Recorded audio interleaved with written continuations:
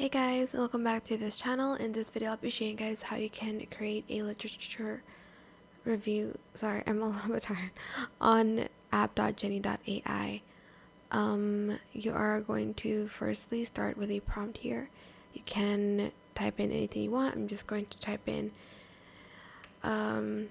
generate a literature review on the cause nope, on the,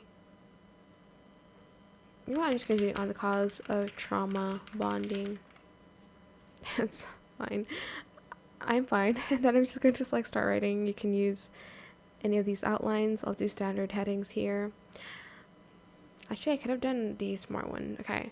Here, I'm just going to select accept, but you can add in your own introduction first, and then the AI can continue on it.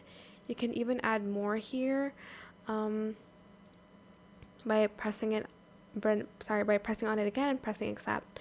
So that is it for this video. I hope it was helpful for you guys. Don't forget to like, comment, share, and also subscribe to this channel if you haven't done that already. If you have any more questions about this video, just leave it in the comment section down below. I will try my best to answer them all for you guys. And if you found this video helpful, please click the thanks button as well. That is it. Thank you so much for watching. Bye.